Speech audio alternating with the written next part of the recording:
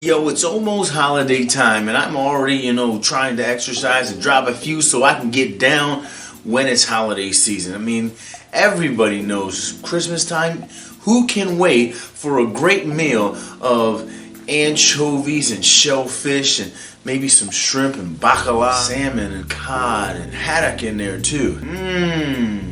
Yeah, I know. Most of y'all don't do that. Why? Because it's a unique holiday tradition that's observed by Italian Americans. Today we gotta talk about the Feast of Fishes.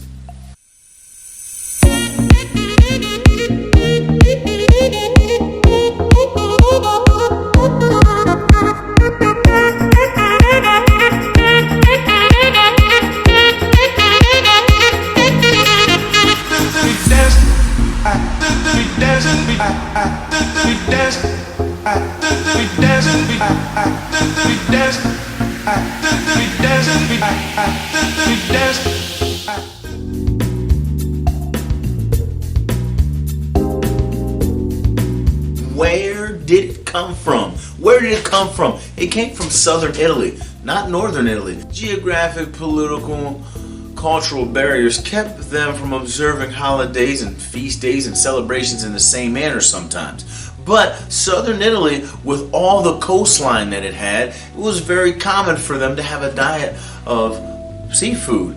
And this was a day that you put a lot of food on the table, and what better thing to put when you're surrounded by coastline than fish?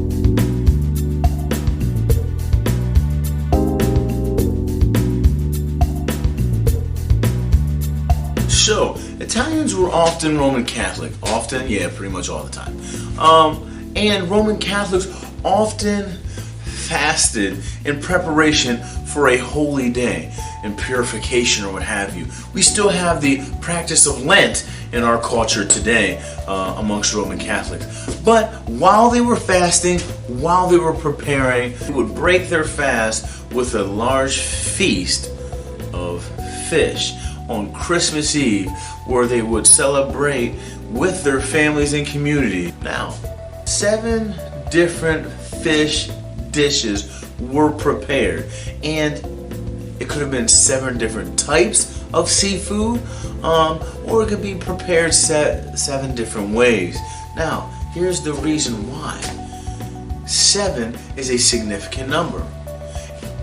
Roman Catholics have 7 sacraments, and in the Bible there is the number 7 is represented and mentioned a number of times in important significant ways. The world was created in 7 days. Joshua on the 7th day put 7 priests with 7 trumpets in the front of his army and marched around the city 7 times. Walls come tumbling down. After Jesus preached to a very hungry crowd, they found a boy with 5 loaves and 2 fishes. 7. We can go all throughout the Bible and you see 7 over and over again. It's looked at as a number that represents perfection. So it lended itself to the meal, the feast of 7 fishes.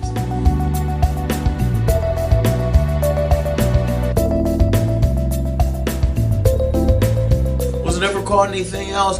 The Feast of Fishes or the Feast of 7 Fishes, and we don't even really know who came up with that name or when it was officially given that name, because it was just a very common practice in southern Italy.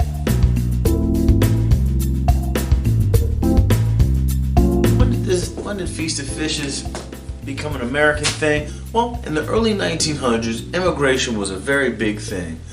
Italy was unifying, which meant a lot of changes, and a lot of political and social changes, economic changes, push a lot of Italians to take the dangerous trip across the ocean. And as Italians flooded in urban areas, ethnic communities, they faced a lot of nativism and racism and all kinds of prejudices against them. So they banded together in these tight groups of people from the same or similar region of Europe. This tradition was one way that they felt that in the midst of this new world that had a lot of opportunity but a lot of hate, they were still connected to the homeland. that they were still holding some of their traditions, that they could remember who they were as they push forward into who they will be. Once again, this tradition is not universally popular. Some people may have watched this video and never heard of it until it clicked play. One reason is because for many generations, because of the prejudice they received, Italians stayed in their communities. In recent generations, people of Italian descent have married, have mixed with other American cultures, Irish, German, etc.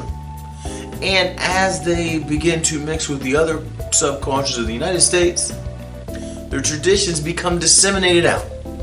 So what started as a way to connect them to the homeland and to remember some old traditions turns into a way to celebrate who they are in the midst of diversity.